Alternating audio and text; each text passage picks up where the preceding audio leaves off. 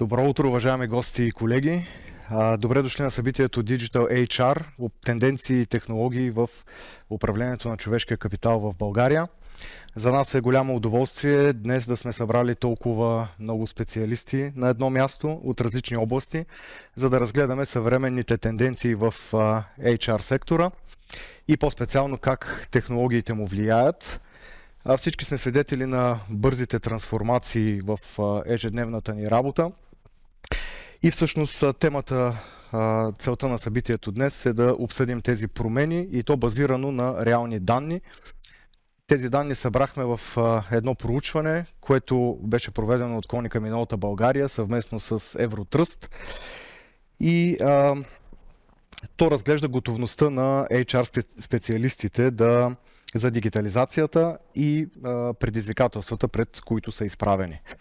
Аз съм Димитър Сотиров и съм част от екипа на Konica Minolta България. Ръководя консултантския екип в компанията и имам над 10 годишен опит в оптимизирането на всякакви административни процеси. Нека първо ви представя панелистите в днешната дискусия. Валерия Захариева е мениджър стратегически партньорства в Евротръст и професионалист в областта на електронните технологии, специализиран в внедряването на иновативни решения за улесняване на работните процеси. През своя кариерен път тя е работила с едни от водещите компании в България и Европа за разработката и изпълнението на стратегии за преобразуване на бизнес процеси, използвайки съвременни технологии за електронно подписване, управление на документи и сигурност на данните. Добре дошла. Благодаря. Мария Стоева е основател и главен консултант на Система, компания за организационно развитие и бизнес успех, както и съорганизатор и куратор на движението Disrupt HR в България. Доказан специалист в HR и комуникации, тя има зад гърба си дългогодишен опит в консултиране на организации от различни бизнес сфери в цяла Югоизточна Европа. Експерт в развитието на хора, Мария е обучител и бизнес ментор на редица водещи работодатели. Добре дошла. Добро утро и от мен. Благодаря за поканата. Джахоноро Веселинова е член на борда на директорите и директор HR и маркетинг на Mobile Wave Solutions. Нейната визия и лидерство допринасят за създаването на динамична и продуктивна работна среда. За нея е от ключово значение изграждането на корпоративната култура, както и развитието на персонала и привличането на таланти. Добре дошла и ти. И Радослав Александров е адвокат с над 20 годишен опит, който ръководи трудовата практика в адвокатско дружество Боянов & Ко. Адвокатското дружество разполага с над 40 адвокати в всички сфери на правото и е един от лидерите на българския правен пазар. Добре дошъл. Добро утро и благодаря за поканата. Предлагам да започнем директно, да разгледаме резултатите от националното ни проучване. То обхваща почти 150 HR специалисти и менеджери от различни индустрии и компании в различен размер. На първо място ще разгледаме демографските данни. По-голямата част от тях са средни и големи организации, представляващи сектори като IT, производство и търговия. Размера на HR екипите варира от 1 до 10 души, което предоставя представителен поглед върху компании от различен мащаб.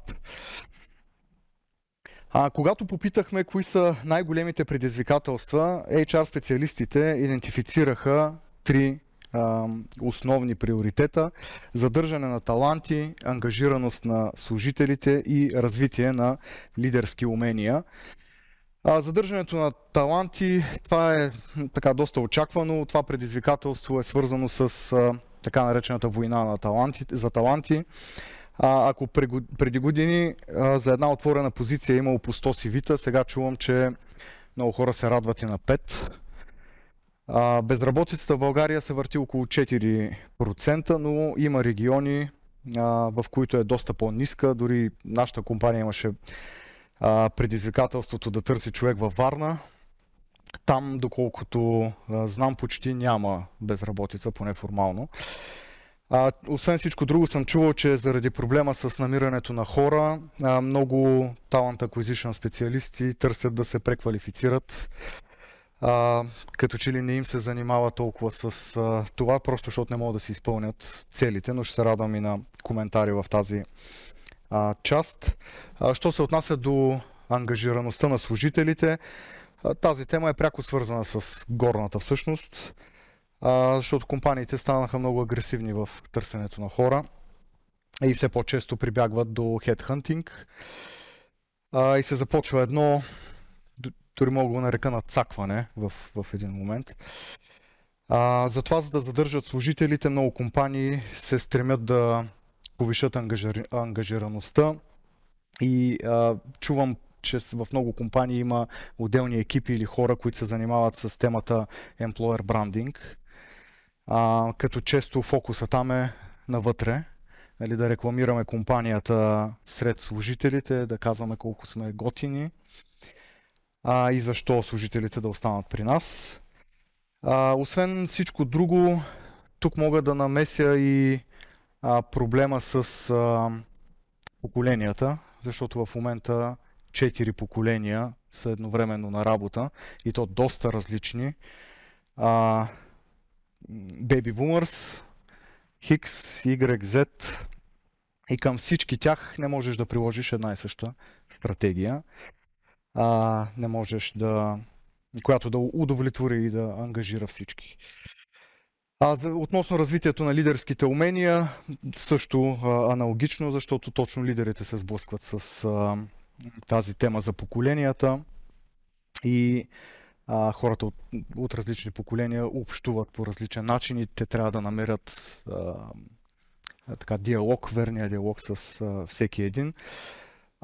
Тук бих включил и темата за нужния рескилинг. Аз като част от IT сферата смятам, че например нещо като изкуственият интелект внася, нали, голям дисруптор по тази линия. Това е коментара краткия по отношение на този слайд. Относно ефективността на процесите, интересното е, че по отношение на ефективността на HR процесите, повечето участници оценяват своята работа като ефективна, но има значителен процент, който се сблъсква с предизвикателства, най-вече свързано с управление на документи, с администрацията. Процесите в човешки ресурси като че ли все още не са достатъчно адекватни спрямо нуждите на бизнеса. Тук ще се отвори според мен интересна дискусия. Мога да кажа доколкото имам наблюдение в глобална компания като нашата, каквито и мерки да се предприемат на глобално ниво, те се сблъскват с местното законодателство. И това е потълнека в случая. Нали, наясно сме, че Кодекса на труда има текстове, които са от 60-те, мисля, че години все още. И в някакъв степен законодателството е неадекватно. Това, което съм чувал, мога да дам пример с Home Office, например, че там има значителна бумащина около него. Мисля, че трудова медицина трябва да ходи да оценява на място и подобни. Уж трябва да има улеснение, всъщност има утежнение. По тази линия, освен това, доскоро като че ли нямаше достатъчно KPI свързани с човешки ресурси. Сега обаче нещата повече тръгват в правилна посока. Отново с въвеждането на различни софтуери.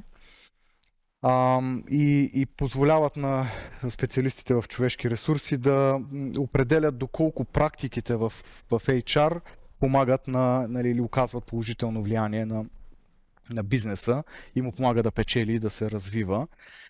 Тук до някъде го споменавам и косвено. В крайна сметка аз не съм HR, но съм не ползвател, но косвено върху мене го има този ефект.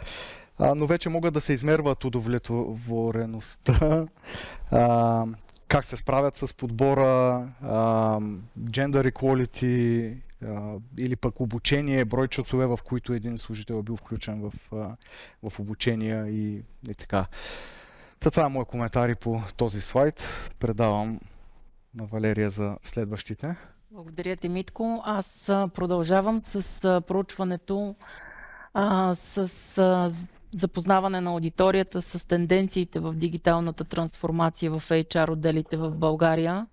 Резултатите са изключително интересни. Повече от 70% от респондентите всъщност отговарят, че използват една или повече системи, за да автоматизират своите процеси в ежедневната си дейност. И тук интересен факт е, че системата за управление на заплатите има най-широк дял от тези системи.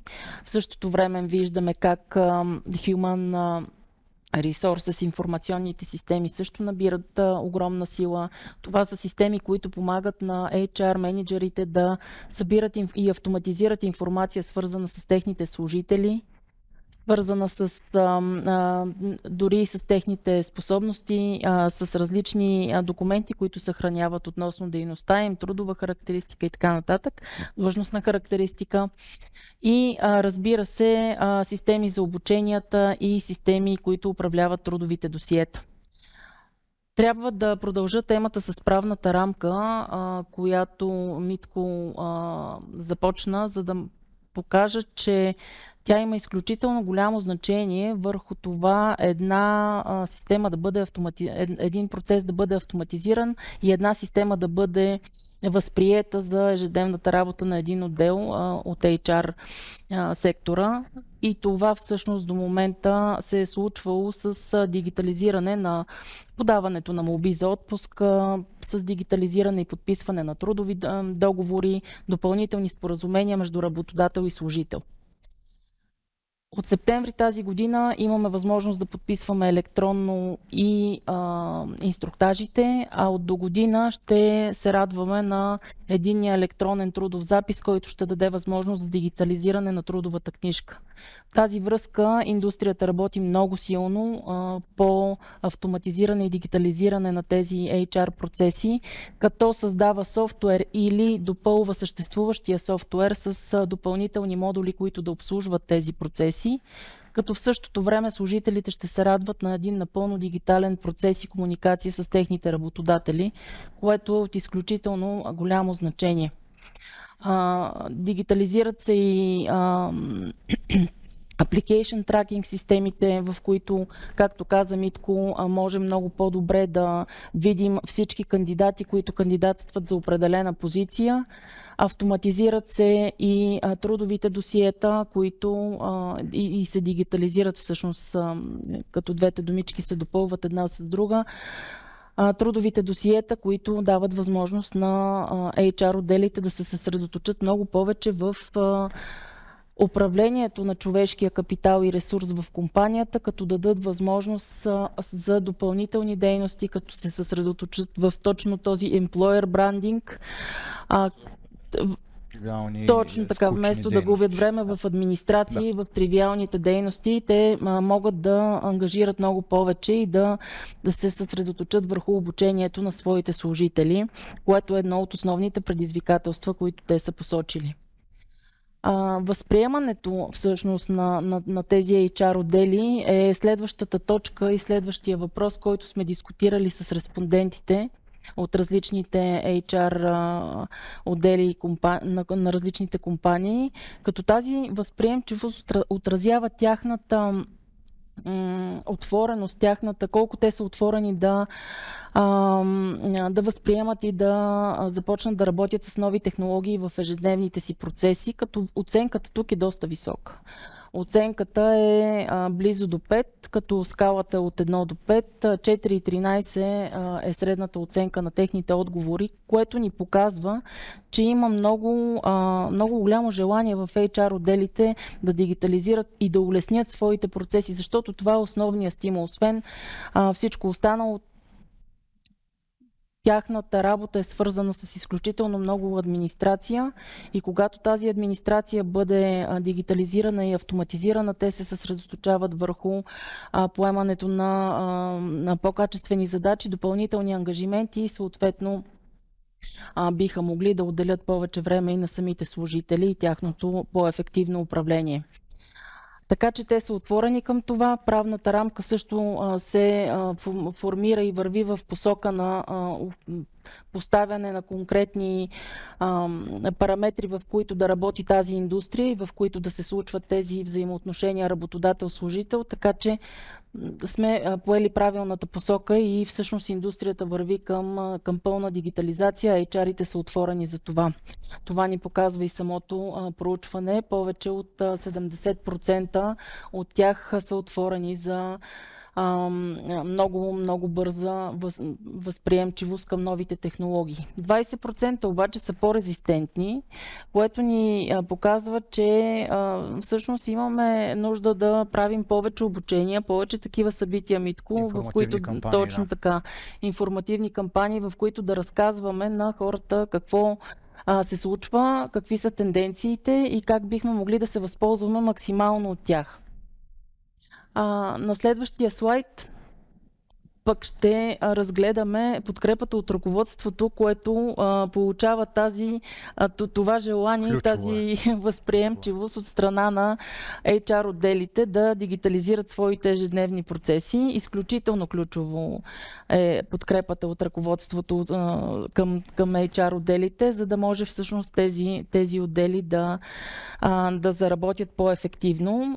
Тук проучването ни показва една леко по-ниска оценка, отколкото желанието на самите отдели да се дигитализират. И от ключово значение всъщност за бизнеса е HR отделите да се научат да работят с цифри, да могат да измерват конкретно труда си. Това беше коментар и на един от колегите тук в разговор, който проведохме преди това, за да могат да докажат ефективността и нуждата от дигитализация на техните процеси, от тяхната автоматизация, защото обикновено менеджмента би искал да направи една качествена и количествена оценка какво би се случило, ако дигитализираме конкретния процес. Като казвам процес, тук става въпрос, както видяхте и в самото начало, че има много системи, те са свързани с много процеси. И всъщност тези процеси, които системите управляват като софтуер, който ни помага в ежедневието, тенденцията показва, че ще се обединяват, ще започнат да контактуват повече помежду си една с друга, за да обменят данни и да позволят на HR отделите да използват една единствена платформа, без да се налага да използват няколко такива, за да могат да управляват все повече процеси на едно място и да получават систематизирана информация на едно място от тези източници, в които тя е въведена. За да може и най-накрая ръководството да получи тези систематизирани данни и да борави с тях по по-ефективен и качествен начин. Тук може би ще прехвърля към Митко, който да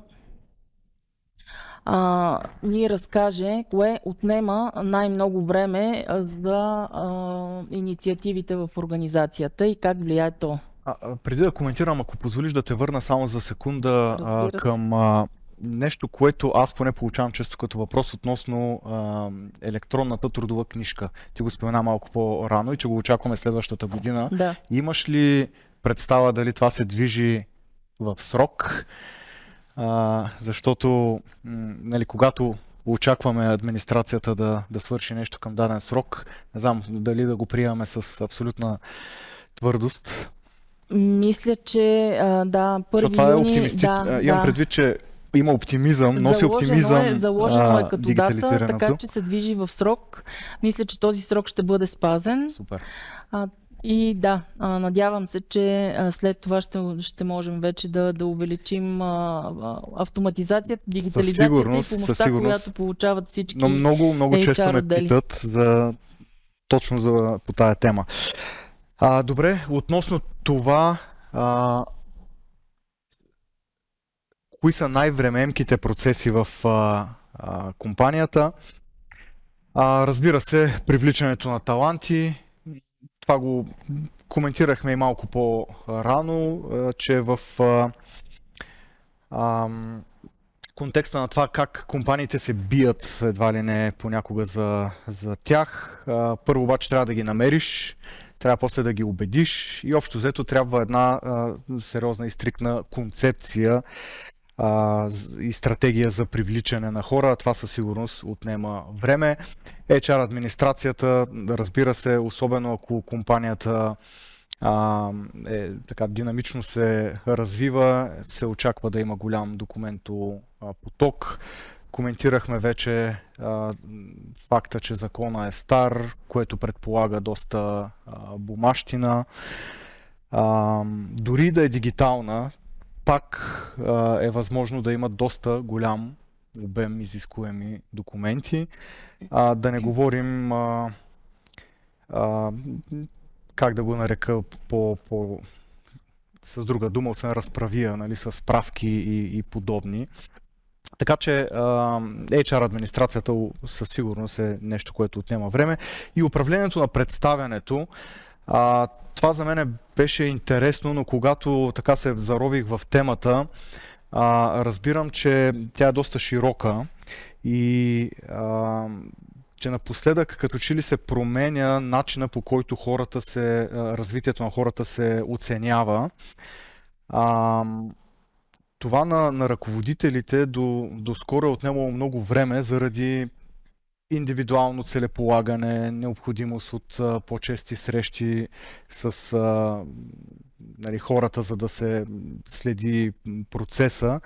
И виждам, че малко по малко това в някои компании преминава в така наречения growth talk, нали, такива малко по-неформални разговори или ad-hoc разговори. Защото някой може да иска постоянно да обсъжда, нали, своето развитие, друг може и да не иска да бъде закачан цяла година и дори годишното, то май не е вече политически коректно да се нарича оценяване, не знам, там през много термини минахме, но дори и това да е досадно, но... Годишните метрики. Метрики ли е, да. Аз с тая терминология се шегувах, че първо започнах моя трудов опит като работник, после станах служител, по-късно станах човешки ресурс, сега съм талант. И така виждам развитието. Изключително интересно, как да кажа, развитие на терминологията. Терминологията със сигурност се е развила, но не само, както виждаме и не само. Интересно пътешествие. И накрая този красив облак от качества, проучването установи, нали, поне HR специалистите залагат, че в бъдеще трябва да са най-вече гъвкави, адаптивни, иновативни, за да отговорят на нуждите на бизнеса и на динамичната работна среда. Това накратко беше нашия коментар по проучването, което ще изпратим до всички регистрирани. Там има също кратки коментари по всеки един от въпросите. И сега предлагам да преминем към дискусията. Преди това, ако ми дадеш думата много за кратичко, да поканя всички, които ни гледат в момента, да зададат своите въпроси. Изпращайте ги, за да можем да ги дискутираме след това в панелната дискусия с колегите, които сме поканили тук на място. Те са тук заради вас, ние също, за да можем всички тенденции, до които сме стигнали, изводи, които сме направили от тях, да бъдат как да кажа, споделени с вас, да бъдат съпоставени и съответно въпросите, които ви изникват в тяхна връзка, да бъдат отговорени. Така че не се притеснявайте, задавайте въпросите, а ние ще ги получаваме и ще отговаряме на тях. Полето е questions, ако не се лъжа, така се казва, карето, в което може да задавате своите въпроси, така че не се стеснявайте. Добре, аз ще започна съвсем секунда да видя кой е първия въпрос, който е дошъл, и това е за Мария. Това е за Мария. Според твоите наблюдения на експерт, кои са тенденциите, които се открояват най-силно пред HR лидерите за следващата година? Тук ми трябват едни цели 5 часа, така, вебинар да си направим, за да мога да отговоря на всички тенденции, но безспорно това, което показахте, до голяма степен показва и тенденциите. Дигитализацията и оптимизацията и въобще всичко това, което споменахте на HR процеси, вече не е въпрос на избор, смятам. Това да се привличат хора е времеемко, но необходимо. Да се задържат е още по-времемко, но необходимо. Да се обучават още по. И няма как обаче и всички други процеси, които се случват в една компания. Примерно аз не видях, да речем, с Джона си говорихме преди малко за офбординг. Той гълта време. Да. За работодателска марка. И тя гълта време. Нали? Въобще всички от тези неща, с които HR отделите следва да се справят, са много и стават все повече. С генерация Z на работното място ще станат още повече. Така че няма време за администрация. Определено. Няма време за неща, които не дават добавена стойност, които не носят на таланта чувството, че е талант. Нали? Няма време за неща, които да са повтарящи се, които наистина да губят ценно време на HR специалисти, които впрочем също сами по себе си вече не са евтини. И в този смисъл дигитализацията и въобще всичко това, което се случва с системите, които видяхме, това е нещо, което не подлежи на коментар. Това е голяма тенденция. Ако някой все още не е тръгнал в тази посока или най-малкото не е тръгнал структурирано, то леко е закъснял. Тоест това определено следва да му бъде приоритет за следващата година. Друг много важен приоритет, който аз не съм сигурна дали виждаме достатъчно, е така нареченото на чист български diversity and inclusion, нали?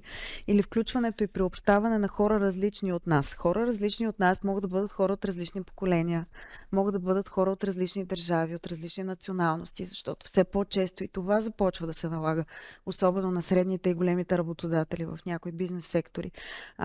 Включването изобщо на хора, които имат различни от нашите мнения, привички, порядки, навици, става все по-важно, така че, защото ангажирането на хора и задържането на хора по същество е това.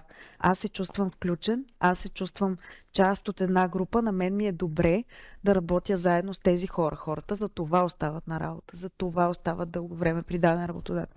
Така че това също е една много, много голяма тенденция, която следва да бъде, как да кажа, на стратегическо ниво изведена малко по-високо от останалите.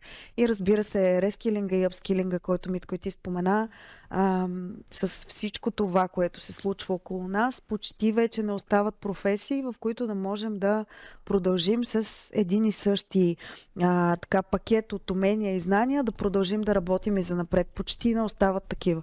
И все по-бързо се променят. В този смисъл това да си дообучим хората или да ги научим на нещо ново, това наистина става още по-важно от преди и то ще продължи. Тоест това определено е ключова функция и ключов приоритет пред HR хората. Мисля, че тези три са най-големите, най-слона в стаята. Така потвърждавам. Да. Потвърждавам от скромния ми Като каза, само един малък коментар, като каза, че трябва да се изведат на стратегическо ниво, се връщам към слайда за подкрепата на ръководството и там ще се надяваме не четвъртото стълбче да е най-високо, ами всъщност петото явно. Там има все още малко изоставане. За да го качим на стратегическо ниво, трябва да имаме абсолютно пълна подкрепа на със сигурност. Това не се прави от дори най-добрия HR отдел. Не е способен да го направи сам. То се прави в екип наистина и се прави като стратегически важно за самата компания, каквото то е, каквато и да е компанията. Какъвто и продукт или услуга да има тази компания, със сигурност тя поне до известна степен зависи от хората си. В този смисъл това следва да бъдат приоритети на компанията. Може би ще си поговорим и на тази тема. Да. Добре. Аз се прехвърлям към следващия въпрос, който е към Джона. Какъв съвет? Предполагам, че към Джона, да. Нека да приемам предизвикателството. Какъв съвет бихте дали на HR менеджер, който тепърва избира партньора за внедряване на електронно трудово досие? Много интересен въпрос и много се радвам, че питаш точно мен, защото и аз бях такъв HR преди 2 години. Най-важното, според мен, трябва първо да се провери процесите. Дали са правилни, дали правите всичко легално на хартия. Защото ако правите нещо, което вие знаете, че не е коректно, не може да дигитализирате това нещо. И другото, че също е много важно, е да създавате вашите посланици, HR Ambassadors, във всеки екип в компанията. Много трябва правилно да се комуникира с всички служители, не когато вече има решение, а е преди това да може и те да имат този ентусиазъм, когато ето готови сме да минем за безхартиен процес, да не е само ентусиазма на HR отдела, а е цялата компания. Аз с гордост може да кажа, че в нашата компания, когато дигитализирахме благодарение на Konica Minolta за 3 месеца, от януари, като казахме сме дигитално, 100% от служители се съгласиха, но това беше една комуникация 6-7 месеца, който се водихме, още преди да сме избрали как и с кой ще го правим. Много важно е комуникация с хората. Да, зная, че вие преминахте през доста дълъг период на налагане на този безхартиен процес при вас и всъщност поздравления. Това е нещо, което наистина направено по правилния начин всъщност дава правилните резултати. 100% от служителите се съгласяват на безхартиен процес, което е уникално. Добре, аз продължавам нататък.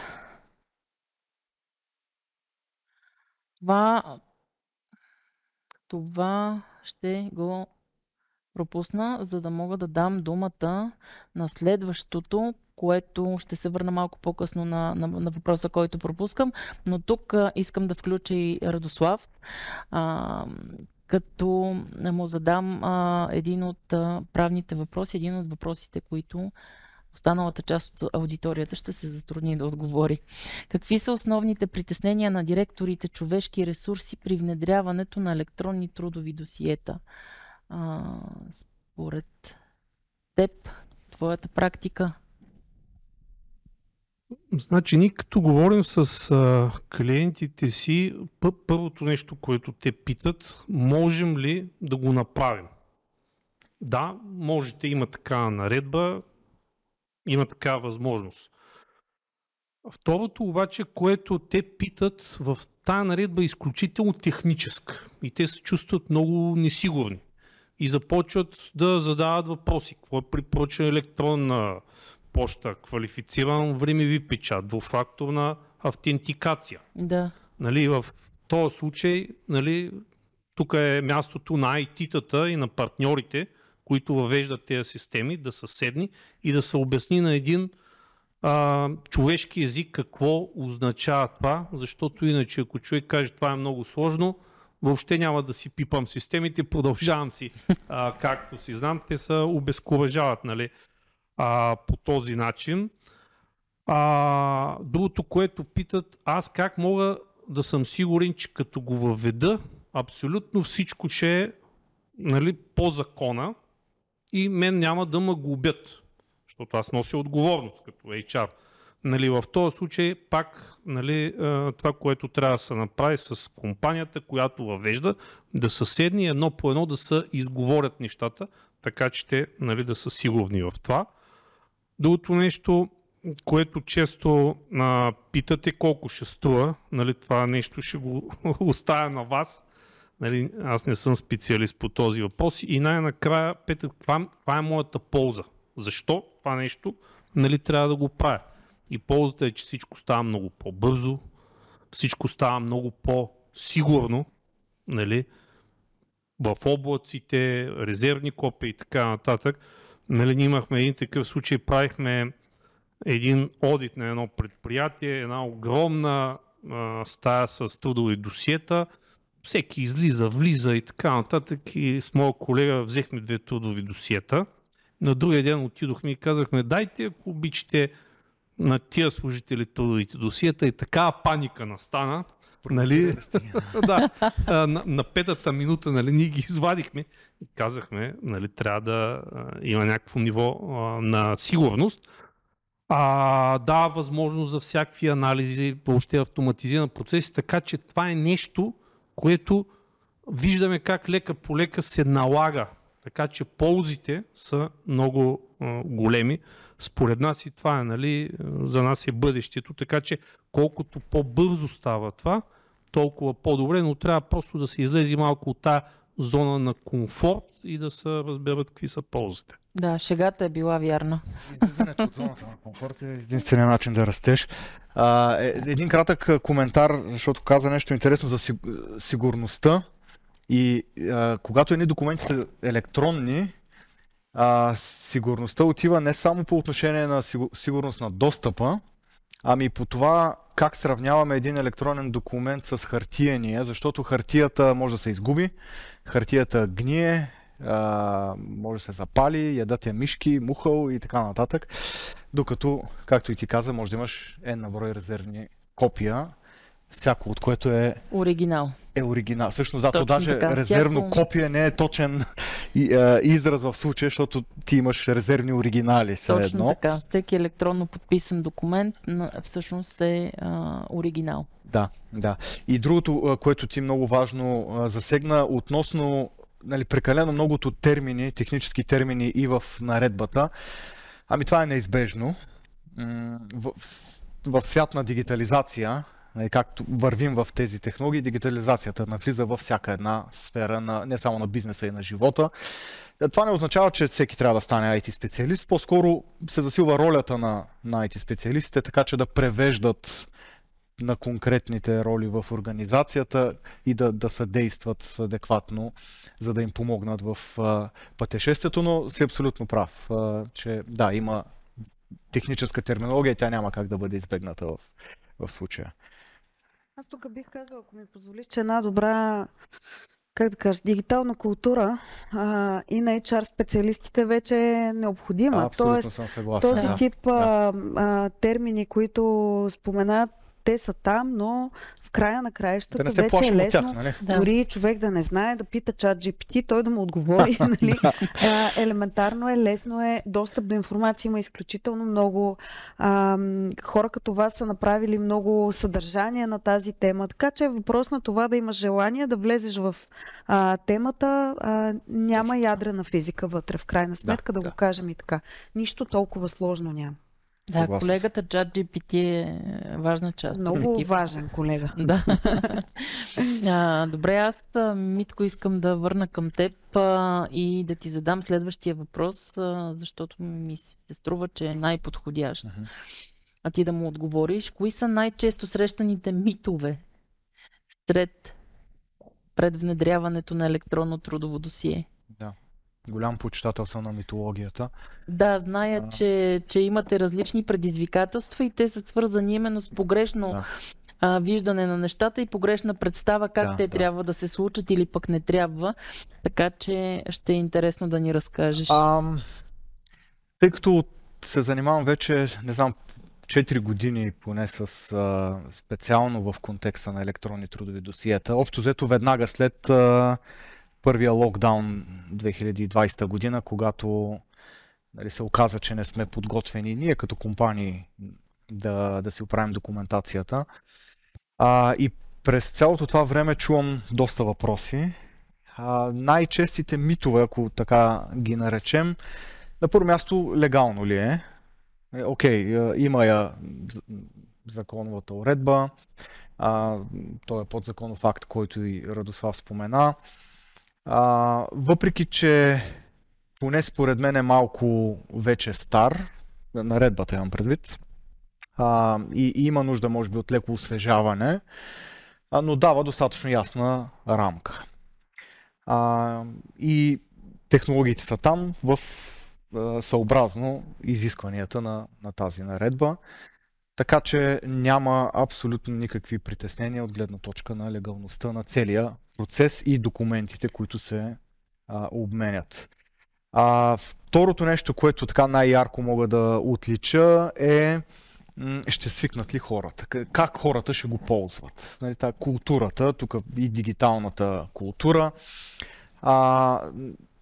IT компаниите в това отношение може би няма такъв казус, нали, при Джона. Специално тази пречка, например, не е стояла, но много често производствата, например, са такъв пример. Казват, нали, по поточните линии, има хора с различна степен на образование, някои казват, че не могат да четат, примерно, или да пишат, как пък, нали, ще минат на електронни документи. Сега, аз не съм правил представително изследване, може би трябваше да го включим и сред въпросите, но от така неформални наблюдения, навлизането на технологиите е толкова масово, нали, че всеки има телефон. И повечето хора и от поточните линии ползват, според мен, достатъчно електронни приложения, технологии, нали, включително месенджери, такива, нали, съобщения, комуникации, социални мрежи. И си мисля, че малко е подсилен е страха от точно този мит, но го има. Въпреки всичко хората питат. Тук до някъде според мен се намесва и проблема с вътрешната комуникация в организацията. Защото ти спомена, много е важна и аз го виждам и в нашите проекти. Най-успешни са тези, които успяват да проведат една адекватна вътрешна информационна кампания. Да си намерят посланици вътрешни, които да разпространят идеята. Да кажат какво прави в момента HR екипа, защо го правят, какво ще промени. Изобщо, нали, да адресира всички въпроси, които служителите биха имали. Ако е нужно, нали, срещи такива да се организират. Така че по-скоро може би то клони към това, че трябват усилия от страна на HR екипа, предварителни, които понякога наистина не са малки, за да преди да се пристъпи към просто дигитализацията на HR процеси. Да, към следващата Защото стъпка. технологиите, по-скоро технологиите са там и те вече години наред се усъвършенстват и ги има. И си мисля, че по-ключов момент става всъщност това подготовката на хората, включително и на HR екипа, неговата подготовка, за да ползва такава система, но адекватна... Информираното решение за преминаване към друг процес, към дигитален процес, към различен процес. Това са нещата, които така на прима виста могат. Благодаря ти.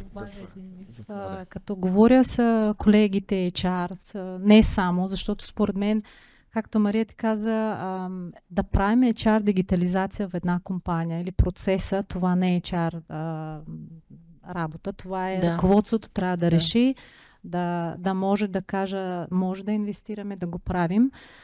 Често съм чувала, че ако правим HR дигитализацията, хората няма да идват в офиса. Това често се среща в IT компаниите, където хората работят дистанционно. Това идват в офиса веднъж месец да ги виждаме, да подписват документите. Значи това не е правилно. Ако хората идват да подписват документите, значи трябва да работим в посоката на ангажираност на служителите. Това е работата на ръководителите, на менеджерите да създават такава атмосфера, че хората да идват точно не да подписват документите, а да идват да се виждат. Така че има и този миф, че ако ставаме дигитално, хората изобщо няма да ги видим.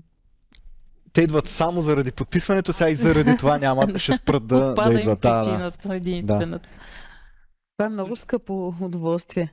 Да ти идват хората само за подписването, нали, на заплатите, на които са. Просто си представя някой, ако го калкулира. Да. Извинявай, Радослав. Аз също бих искал да кажа един мит, който аз често чувам, че нещата са толкова сложни, че ние, ако ги въведем, инспекцията по труда със сигурност ще дойде, ще намери проблем, ще ни глобят и после аз ще нося отговорност.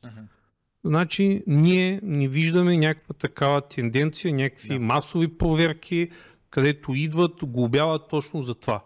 Обикновено от инспекцията на труда те си гледат някакво книжните досиета, където съществуват, или пък гледат дали даден документ има съответно всички реквизити, дори нали, в дигитална форма, и те не се задълбочават за тези толкова технически нали, изисквания, което не означава, че те не трябва да се спазват, но те са толкова сложни дори и за тях, че те това не го гледат, така че ние до сега не сме виждали някакви глоби, които по-късно да са прераснали в дела и така нататък. И в момента няма и така публикувана практика, което според мен означава, че те самите осъзнават, че това е бъдещето, това е един лесен начин за администрация и не гледат критично към него да се опитват да го спрат. Да. А всъщност поставянето на добра законова рамка не е ли именно предпоставка хората да бъдат по-спокойни, че то там си го пише в закона и не би могло да се случи нищо извън това, което вече предварително е оказано? Точно така. Въпросът е, че в момента, както и Митко каза, има много неща, особено в тази наредба, които според нас подлежат на едно упростяване, защото според нас в момента има прекалено много формални изисквания, отива се в една крайност. Но иначе трябва да има ясни правила, всеки работодател да знае, като се спазват тези права, като са ясни, няма да има какъвто и да е проблем. Абсолютно подкрепям това, което и ти споменаваш. От моя опит мога да кажа, че нито един наш клиент не е бил наказан административно до сега, но наблюденията, така обратната връзка, която се стремим да събираме от клиентите е, че администрацията все по-адекватно се ориентира и при много от тях проверките минават като предоставят файлове на флашка. Те им изискват някакъв набор от документи, нашите клиенти си ги свалят от системата, записват ги, изпращат флашката и по този начин минава на проверка, така че кудос за държавната администрация. Изпращат флашката по почтата ли? Това не съм сигурен, нали, логистичният процес не ми е ясен, защото тук веднага ще намерим риска в процеса.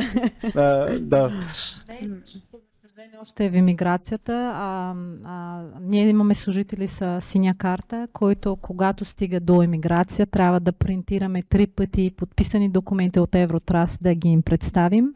Електронни да ги принтирате? Електронните принтираш 3 пъти и им даваш, така че още има институции, които не го приемат, но приемат, че подписан от работодателя, от служителя е дигитален, това го приемат. Не искат подпис печат. Малки победи. Малки, наистина. В правилната посока. Аз тук ще подам топката към Валерия, защото не знам, това може би да го върна към митовете ли. Много често получаваме коментар или въпрос относно щампата, която, например, вашата услуга слага върху електронния документ и къде точно да се положи. И ние влизаме в обяснение, че тая щампа не е реалния подпис. Именно. Тук може би ще трябва да се разясни точно какво е електронния подпис, защото това също е интересно. Много често го срещам. Нали? Къде стои щампата? И ако разпечатам този документ, нали, и се вижда щампата, това какво значи? Допълвам мита. А защо не е на всяка страница под съответното име или под съответната длъжност и го искам на 3 места още? Да, благодаря ти. Между другото, интересен е отговора. Не е необходимо дори да има анотация. Тази щампа, която стои там и казва този документ е електронно подписан и идва да ни каже от кого и кога това се е случило. Това е улеснение и визуализация всъщност на това, че документа е подписан с електронен подпис. Самото подписване на електронния документ прави съдържанието му заключено за последващи промени. И всъщност се подписва всеки пиксел от документа. Това е същността на електронния подпис. Когато бъде положен, той първо да докаже идентичността на човека, който го е положил, да доказва по безспорен начин кой се е подписал и кой се е съгласил с съдържанието на този документ. И второто нещо е, че съдържанието на този документ няма да може да бъде променено, след като аз един път съм се съгласила с него и съм положила своя подпис, за да може да гарантира неговата цялост, неговия интегритет. И да, често се среща, много пъти самата визуализация искат да бъде с графично красиво изписване, така както ние сме свикнали да поставяме собственоръчния си подпис, когато се подписваме на хартия. Как да кажа, това са подробности. Това са подробности и по-скоро от гледна точка на дизайн, а не от гледна точка на правна стойност. Валидност на документа. Да, или на валидност на документа. Но включвах го към митовете, защото също често го получавам. Много често хората ползват същите бланки, които и в момента ползват. Да. И има, нали, подпис за работодателя, подпис за служителя, точки, това на няколко места и искат, нали, изрично на 3, 6 и 7 страница да се вижда щампата. Но само един подпис е достатъчен. Дори да няма щампа, това не означава, че документа не е валидно. Между другото, имам такава история на електронно подписан документ, който няма такава щампа. Аз валидирам документа, че е подписан и че вътре има правно съвместими подписи, но щампа няма. Докато разбера всъщност, че тя просто липсва и издателя не е преценил за необходимо да визуализира по какъвто и да е начин подписа, ми отне малко време. Но да, един подпис, едно съгласяване с съдържанието на документа е напълно достатъчен, за да гарантира, че ние сме се запознали с целия документ и сме го подписали. Да, това беше важно изречение. Съгласявам се с целият текст на точно документа така, и всички приложения или декларации, които могат да са в рамките файл на един PDF. Да. Тоест става технически невъзможно някой да смени трета страница с друга трета точно страница. Така, става технически невъзможно. Причината, поради която, нали, банките се подписваме на всяка страница. Парафирането на всяка страница. Дори и да успее да го направи, в този случай подписът става невалиден. Да. И е необходимо да се подпише отново. Аз ако мога само тук нещо да добавя, тъй като става въпрос за валидност или невалидност на документа, на някакви изявления, много често ни питат, добре, ако някой от изискванията не бъде изпълнено, документа невалиден ли е или валиден? Какво означава? Едно правно нищо и за нас отговорът е категоричен. Нали, в зависимост от порока, но в 99% от случаите документа е валиден. Това да кажем, че няма квалифициран времеви печат и така нататък, не го прави този документ невалиден. Така че спокойно, нали, работодателите могат, нали, да са спокойни, че всичко, което правят, този документ след това ще бъде валиден. Това е все едно, ако имаш нещо на хартия и нямаш определена, кажем, задължителна клауза в трудов договор или в някакъв анекс, нали, която не е централна, някой да кажем, този документ въобще не съществува. Да. Така е, нали, в електронния документ, така че това е нещо, което е изключително важно. Да, така е. Добре. Аз преглеждам въпросите и следващия въпрос ще го насоча към Джона. Какви конкретни умения и технологии смятате, че ще бъдат най-важни за HR професионалистите през следващите 5 години? Този любимия 5 години. Ние всеки месец как се виждат след 5 години. Ма то всеки месец нещата се променят. Както каза сега преди малко Валерия, ние когато дигитализирахме, не можахме да дигитализираме тази част от бизнеса на време на новите служители, като започват, оставаше тези книжки за трудовата медицина. Много се радвам, че сега вече можем. Имаме в екипа сме казали до края на тази година вече и това ще отпадне и ще стана дигитално. Така че нещата доста са динамични, се променят. До 5 години не знам какво ще прави вече ChatGPT, сигурно никой не знае. Направо не може да се прогнозира в такъв дълъг срок. Абсолютно, но нещо, което е тук написани страхотни неща за един HR, какво трябва да бъде. може да добавя, че трябва HR-ите вече да може да анализират данните. Колкото системите показват, трябва да има човешки поглед, да каже какво означава това нещо, като го слагаш тези данни пред борда, пред служителите, да кажеш какво означава всички тези цифри. Много цифри има и трябва да можем да анализираме това нещо. Естествено, трябва да научат за автоматизация, да знаят как да използват изкуствен интелект в работата. Без това вече е малко трудно да се работи. Но нещо, според мен, най-важно, което винаги ще остана, това е добра комуникация. Който нито изкуствен интелект може да прави вместо нас, нито който да е. Така че това е нещо, което HR специалисти трябва да бъдат проактивни, да не чакат някой да дойде да каже, ето сега трудовата книжка стана дигитална, но трябва от сега да се подготвим, да знаем една стъпка, да разбираме кога ще стана това нещо и да се подготвим ние процесите вътрешни. Аз много ще се радвам тези книги на трудовите книжки да отпаднат. Това е страхотно нещо, което не искам да имаме да спомени. Страхотно облегчение така, че, да. Много неща очаква се от HR-ите, от менеджерите, по принцип заради тази дигитализация, който идва, но най-важното да не забравим, че работим с хората. И това сме ние, който никой изкуствен интелект не може да се промени. Никой софтуер, абсолютно съм съгласен. Така е, да. Благодаря.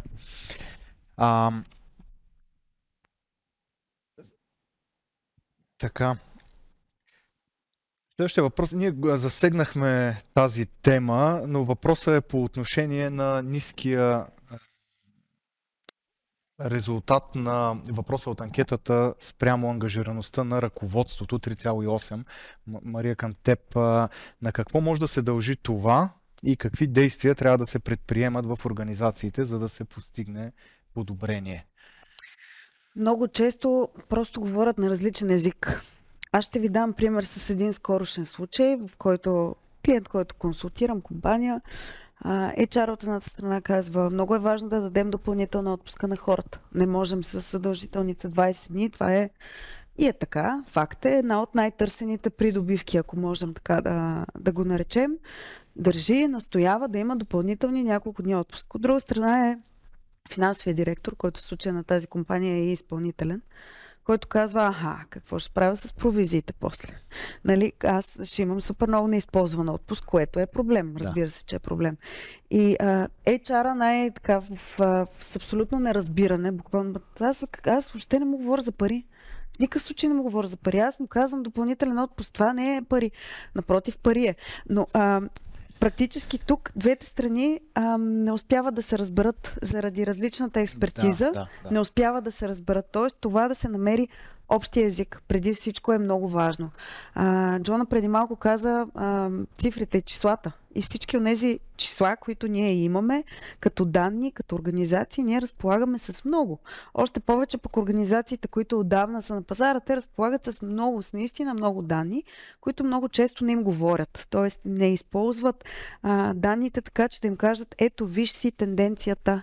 Виж какво се случва, какво можеш да направиш, кое можеш да подобриш, с колко можеш да го подобриш и как. Но бизнеса говори с числа. Тоест, най-общо казано, ако HR екипите се научат да говорят на ръководството, ако не са част от ръководството, защото и това не е добра идея и вече е малко по-отколешна, така да кажем. В повечето случаи HR директора е част от ръководството и има думата, поне при средни и големи организации, но ако не са, то те трябва да се научат на това как да намират общия език, как да разказват, как да обясняват защо и как дадено нещо ще доведе до определен резултат. Примери, тук малко ще прелея в темата с митовете. Един от честите митове, които аз чувам по отношение на всякаква дигитализация в HR, това е много скъпо. Да. И ако тук се каже представете си, примерно, финансов директор към HR, много е скъпо, и той каже ми, да, малко по-скъпо едно, то още тук се чупи концепцията на някой ще подкрепи някого. Тоест, Кое е много скъпо? Съпоставено срещу Сравнено кое? с какво? Нали? Да. Хайде Да. да видим електронни трудови досиета или хората ни ще идват в офиса само за да подписват, нали? Това, което даде Джона като пример. Именно. Това колко е скъпо на тия хора, заплатата им е 6, 7, 8 хиляди лева. И ние сме им загубили един следобед. И това са дошли днеска 20 човек. Да го направим това в пари, да видим това всъщност колко струва. Нали? В този смисъл, тук, ако могат да се научат да говорят на един език, това ще бъде наистина намирането на партньорство и оттам на стратегическа подкрепа. И както това е валидно от страна на HR-ите, така е валидно от страна и на останалите лидери в компанията. Да. През различни призми гледат и всъщност решението е да съберат гледната точка. Гледат едно и също Върху един и нещо, но от същи различен проблем, ъгъл. но да. Виждат го по различен начин, да. Ключа е в събирането на перспективата, т.е. аз го виждам от тук, ти от тук, ти от тук, ти от тук, я да видим как да го направим възможно най-добре. Да. Нали, събирането на експертизата, ако щеш, на различните перспективи, така че наистина това да бъде всяка една иновация или подобрение на каквито идеи, процеси в управлението, развитието на хора в една организация, те да бъдат наистина стратегически стълб и фокус на целия лидерски екип. Да използвам HR-ски термин 360 градусова. Обратна връзка, да го видим от всякъде. Добре, благодаря. Един така типично юридически въпрос към Радослав. Имали ли сте случаи, в които електронни трудови документи се атакуват в съда? Ти спомена, че все още няма достатъчно практика, но все пак. Значи ние сме имали такива случаи, но тези случаи не са били атака от гледна точка на това дали те отговарят на специалните изисквания на наредбата. Но тия случаи са били, и то не са един и два, примерно относно авторството се е оспорвало на даден трудоправен документ, нали, дигитален, кога е бил създаден, дали няма някакви промени в него. То всички усложнения, които могат да се случат при едно оспорване и на хартиен трудов документ, и в този случай, нали, назначава се компютърен експерт, който отива, проверява системите и отговаря на въпросите. Така че това да имаш дигитални документи и след това да се оспорват в съда не представлява нещо много специално, някакъв много различен начин на оспорване, отколкото като хартиените документи, и има много нали, лесни начини да се установи какво всъщност е било създадено. Така че от тази гледна точка нямаме някакви притеснения при създаването на дигитални документи. Да. Аз ще използвам и следващия въпрос като продължение и за да разчупя динамиката на разговора към Валерия, ще го насоча. Относно различната стойност на квалифицирания и усъвършенствания електронен подпис. Ние вече нали, споменахме, че в наредбата има всъщност дефинициите отиват нагоре до регламент 910, но все пак да навлезем в малко детайл, да кажем каква е разликата, защото и двата типа подписи са допустими при различни ситуации от наредбата. Да, така е. Те всъщност тръгват от там всички дефиниции и изисквания как да бъде структурирани, каква да бъде технологията и какви да бъдат спецификите, когато се предоставя един квалифициран електронен подпис. Като обикновено квалифицираните подписи са тези заложени в наредбата eIDAS. На национално ниво всяко едно законодателство дефинира случаите, в които е възможно използването на усъвършенстван подпис. И в нашето законодателство, в закона за електронния документ имаме и за трудовото право всъщност имаме такава опция служителите да използват усъвършенстван електронен подпис тогава, когато има допълнително споразумение с работодателя, че това е възможно и приемливо и за двете страни.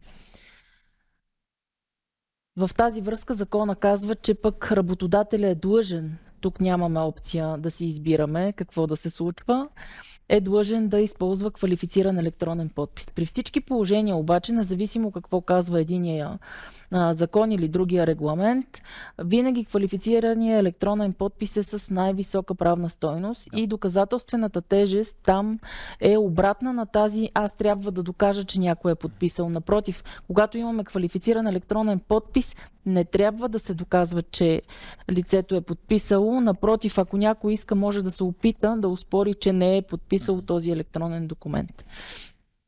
Така че там със сигурност и на национално, и на европейско равнище се приема най-високата правна стойност на този вид подписи. И винаги, когато имаме някаква догадка дали да използваме единия или другия вид и в кой случай закона позволява или не това да се случва, в този случай можем да се застраховаме, използвайки квалифицирания подпис. Добре. И да оставя на теб да завъртиш следващия кръг от въпроси. Добре. Прехвърляш ми избора от... Елегантен пас. Да, елегантен пас. Благодаря ти. Добре, аз започвам с въпрос, който е свързан с...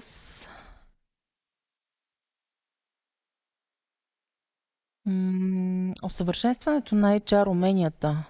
Може би към Джона. Можеш ли да споделиш по какви начини е възможно да се усъвършенстват HR уменията? Да, разбира се. Аз лично постоянно питам за обратна връзка за всички процеси, които създаваме в компанията. Те са служителите, те са лидерите, менеджерите. Питаме как този процес работи, след като е дигитализиран. Има процеси, които не са свързани с дигитализация, но каквито да са HR-ските процеси. И не се страхуваме да отиваме 2 стъпки обратно, да го променим нещо. Естествено, това без да кажеш, не се спираш да учиш. Моите деца още ми питат, мама, още ли си на урок? 8 часа. Да, така е, в такъв свят живеем. Вебинари, семинари, нещата, които правят други експерти, трябва да намериш време да отиваш, защото когато казваме един HR трябва да бъде проактивен, ако седиш само в офиса си и правиш рутината работа, който винаги има при HR, няма да можеш да промениш нещата в една компания, да израства, да имаш всички неща, които казахме, че от един HR се изисква хората да останат, да са ангажирани, да ги привлечеш. Така че това е нещо, което аз правя и предполагам, че и други HR правят, ако не правят, да започват да правят, защото казаха, че AI ще взема много работи. Аз мисля, че не AI, но хората, които учат да използват изкуствен интелект, ще вземат работата на хората, които не го използват. Абсолютно. Да. Това е мое мнение. Да, тук може би и Мария може да допълни с нещо или... Функцията HR става вече много различна. Да. Нали, ти направи една препратка и тук в началото от как беше, от кадър, не, от работник, станах служител, от служител, талант, сега вече си човек.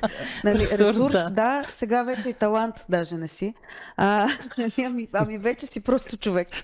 Обикновено. Най-накрая. Това е, което се случва и с HR-а. Нали, от онзи ден мой приятел ми каза, това едно време му викахме ТРЗ. Ама това, което в момента прави HR, много често е супер далеч от ТРЗ. Нали? Това е, даже много често е отделна, изобщо отделна функция и дори касание много често няма. Тук между другото, да, извинявай, продължа, аз просто чета на глас и го исках да допълня към предишния въпрос и към това, което тръгна да казваш. Нещо, което е интересно, което са ни попитали, какви са основните бариери, които ограничават HR специалистите. Това е нещо напълно противоположно на развитието на HR специалистите. Всъщност кои са бариерите, които го ограничават, за да бъде по-активен, за да стане един двигател на организацията и може да продължиш оттам, откъдето всъщност аз скочих и се намесих, извини ме. Няма проблем. Та става наистина много комплексна ролята. Определено. На HR-а, на HR бизнес партньора, на HR менеджера, на HR специалист. Става изключително. Да не говорим, че вече много често не се казва HR. Нали, вече хора и култура. Минаваме и натам. Така. Става комплексна и в този смисъл това, което каза Джона, да ходим, да четем, да се образоваме, да търсим и така нататък, става задължително. HR хората, които си остават в офиса и си правят нещата в офиса, те вече са назад. Те никога не биха могли, и това е бариерата, те не биха могли да станат стратегическия партньор на бизнеса и там по-скоро бизнеса казва, нали, там по-скоро липсва ми подкрепа от страна на ръководството. Да, ще липсва. Ако това е просто една административна изпълнителска функция, логично. Кое да подкрепя? Нали? Когато обаче HR хората са отворени, учат, виждат, търсят, ресурси и материали, възможности, събития има толкова много. Наистина да намерят кои са онези техните. Те са толкова много, че в момента, и това си говорихме в предварителния разговор, не можем да отидем на всички събития, на които искаме. Много са, хубави са, стойности има страшно много. Това да отидеш да си помислиш кое не съм взел, кое е добра идея за мен, кое може да направи бизнеса ми по-добър, кое може да помогне на хората в моята организация, е това. И тук ще съм, може би, малко леко груба, като кажа основната бариера. Каква е? Тя се казва мързел. Много често това е основната бариера. Ние това така си го правим, така ми е най-лесно, това е минимума, който изисква. Това не е за HR, това е за всички хора, за всички специалисти. Зоната на комфорт, така ми е лесно, стъпвам на един предишен опит и съм до там. Това е момента, в който развитието вече спира. Независимо дали става на компанията, дали става дума за HR човек или финансов, или търговски, или маркетинг, няма никакво значение. Това е момента, в който спира.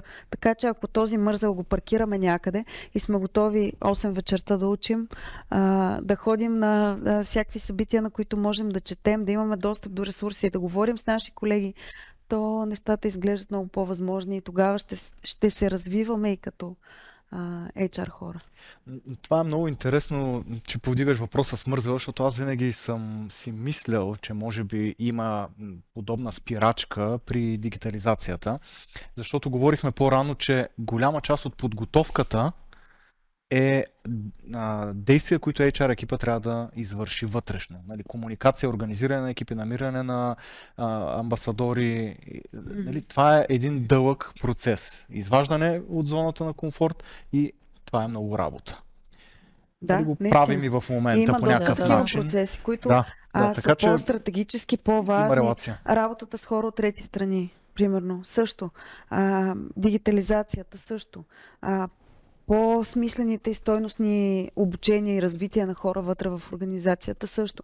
Това са неща, които изискват време, изискват фокус, изискват да влезеш в темата, да се заровиш, да прочетеш, наистина да се организираш, ще изискват от твоето време. Да.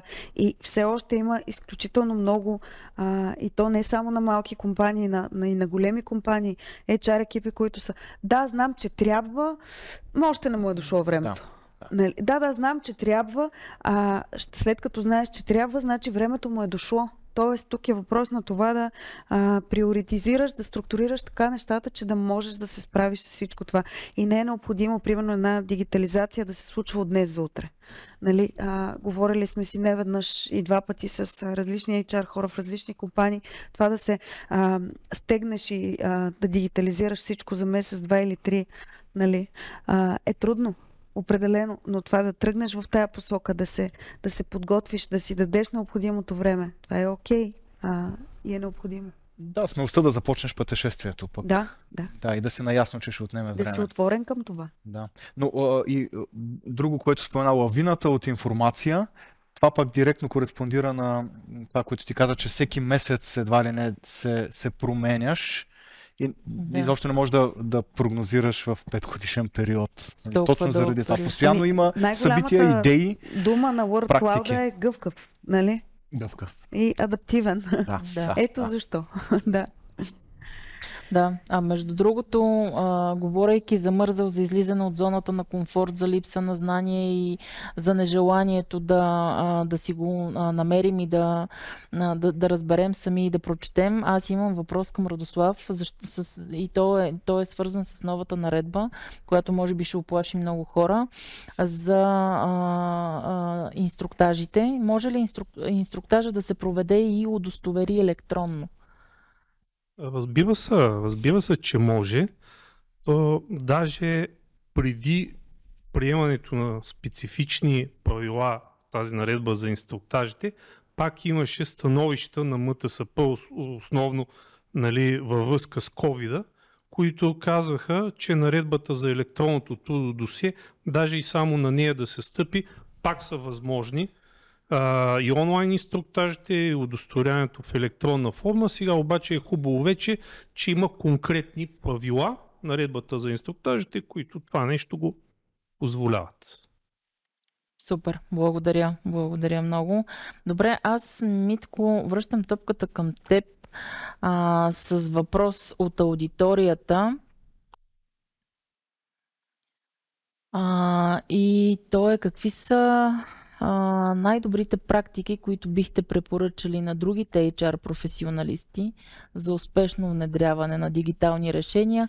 Говорихме за това кои са бариерите пред HR професионалистите и не само, как да си апгрейднем уменията, да ги обновим, да ги актуализираме и да ги надградим. И в същото време практиките, които ти можеш да споделиш от твоя опит. Ние говорихме вече, доста засегнахме темата. Това, което в допълнение искам да кажа, за да не разводнявам излишно, то не е може би точно практика, но основният ми съвет би било смелост. Да се осмелиш, да направиш, както реферираме преди малко коментара на Мария, да се осмелиш да направиш първата стъпка, да се осмелиш да си помислиш, по-скоро да вземеш решение, да поемеш тази посока и да знаеш, че няма да стане веднага, вероятно няма да стане лесно, но е за добро. И всичко, през което трябва да минеш, има някаква цел. В момента, в който си поставиш крайната цел и започнеш назад да поставяш стъпките, през които трябва да минеш, за да я постигнеш, смятам, че половината си го свършил. Това е по-скоро на смелостта, бих обърнал внимание, с лека референция към Мързела. Да. Това ми хареса, да го паркираме. Да го паркираме и да сме готови. Готовност, смелост, както и да го наречем. Много съм съгласна. За даване на предложения и взимане на решения, защото много често даването на предложения за промяна също е свързано с страх, мързел, неинформираност и много други такива спирачки и бариери, които ни спират, и отговорност, липсата на желание да носим отговорност или пък да сбъркаме някъде.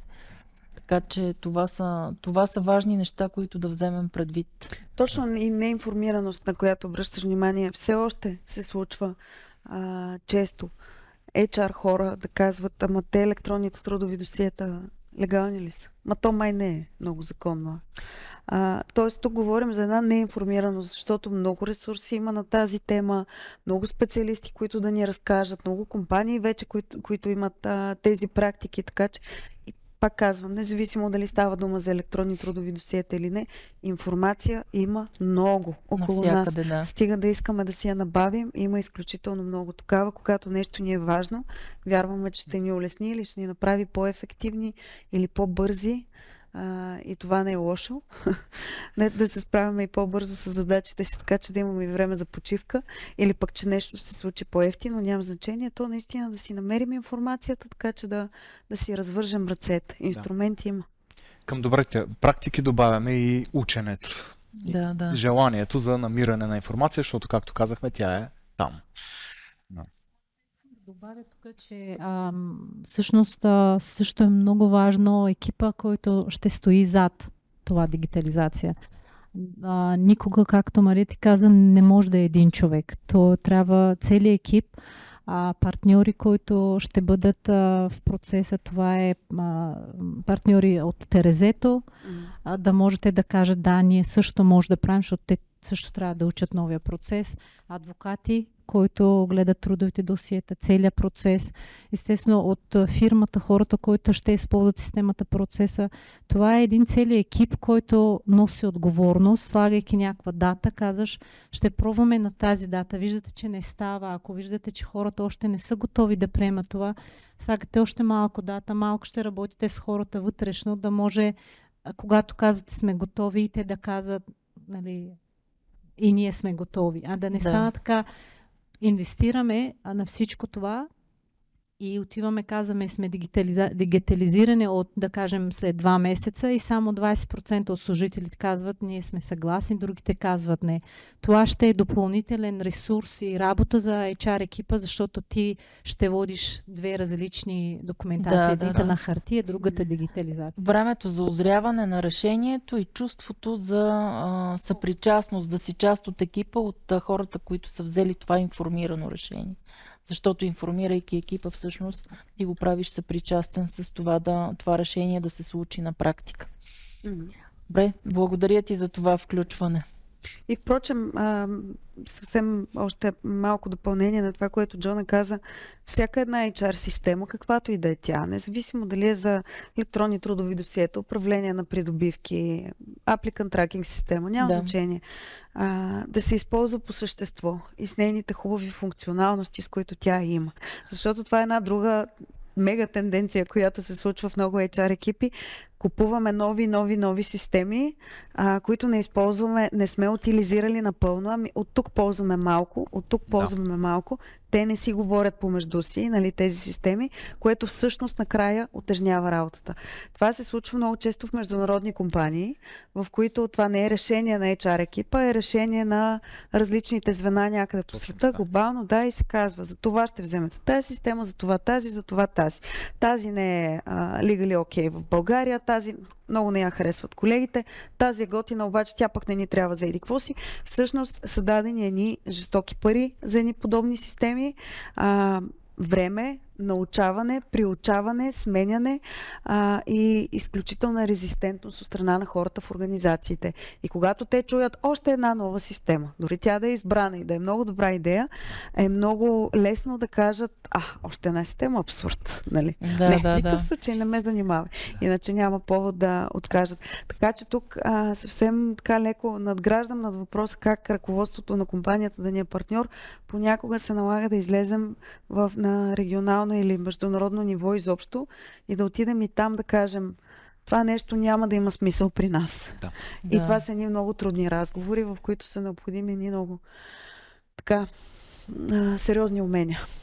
Почти ежедневно съм в подобен разговор с международни компании, които казват, имаме наложени решения, спускат се по вертикалата и е много трудно да убедиш. Много е дълъг разговора, много е тежък пътя. Дори да се аргументираш с това, че не е приложимо спрямо местното законодателство. Което между другото ме връща и на резултатите, че точно международните компании са тези, които подкрепят като работодатели въвеждането на дигитални платформи за работа в HR отделите. Въпросът е какви са тези платформи. Но това пък, което ти сподели току-що, всъщност малко разклати, нали, тази хубава статистика, която получихме от тях, нали, че те подкрепят. В същото време пък трябва да и ефективно и наистина оперативно, удобно за всички, за да може наистина да се оптимизира времето. Влизайки в 10 системи, професионалиста не си оптимизира процеса в никакъв случай. Просто го усложнява, но по друг начин.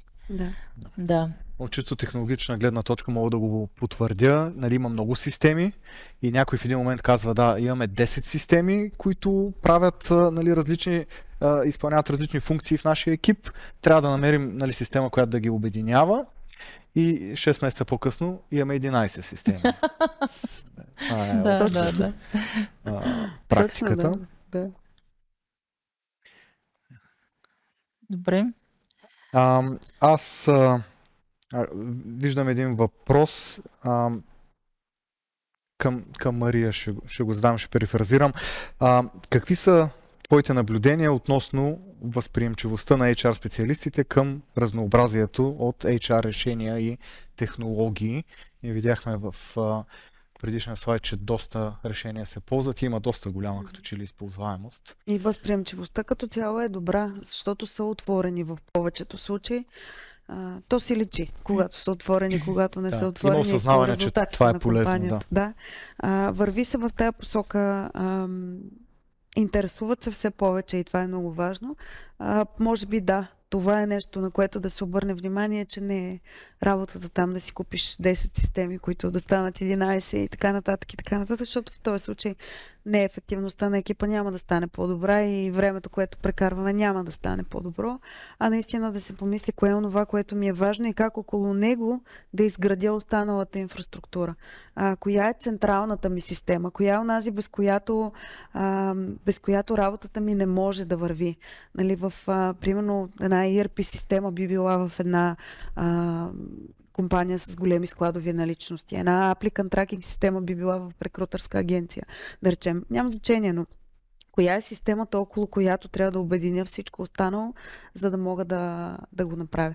И оттам вече има възприемчивост, има мислене на тези теми, вярвам все повече и повече и се надявам, че ще бъде така, защото това, както казахме вече няколко пъти, е въпрос на искам да науча нещо, имам информация, научавам го, има експерти, има компании, които да ме консултират, имаме чудесни компании в България по всякакви подобни направления, от които добри експерти да дойдат да консултират, да видят частния случай на съответната компания. Така че това да бъдем отворени е достатъчно до известна степен. Добре, благодаря. Сега аз виждам, че част от въпросите покриват, тъй като разговорът стана динамичен и има въпроси, които вече изговорихме по един начин. Примерно към Радослав за инспекцията по труда, дали правят проверки, това коментирахме, мисля вече, и какви са бележките им. При подписан трудов договор с квалифициран подпис трябва да бъде отпечатван. Това така и шуговито го разгледахме. Нали, стана ясно, че можеш да имаш на брой оригинал в електронен вариант. Какво друго? Виждам, че и напреднахме с времето. Вече сме почти час и половина в разговора. Може би... Да. Извинявам. Ще да призова аудиторията, ако има последен кръг от въпроси в карето за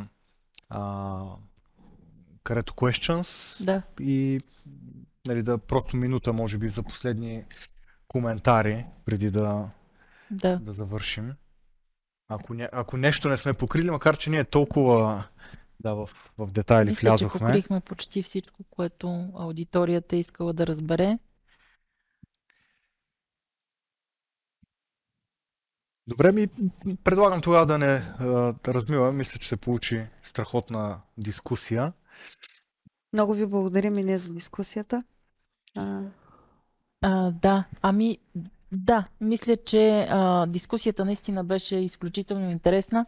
Благодаря ви за присъствието ви днес, за това, че коментирахме динамично и разпалено тема, която е доста актуална, и благодаря и на теб, Митко, че ме подкрепи в днешния панел, да го модерираме, да го водим и да създадем нещо интересно за всички, които в момента ни слушат и гледат. И надявам се всеки един да си е взел правилната идея, да си я реализира, да я развие и разработи по начин, по който да работи за неговата организация и отдел. Вярвам, че вървим в правилната посока. HR специалистите и HR отделите също. Има някои спънки, които във времето ще се преодолеят по един или друг начин. Дали с закон, дали с софтуер или с електронен подпис, няма значение. И очакваме проучването. Ще го изпратим. Лично благодаря на всички панелисти, Валерия, Мария, Джона и Радо. Благодаря на всички, които се включиха онлайн и искрено се надявам тази дискусия да е била полезна и желая на всички хубав остатък от деня.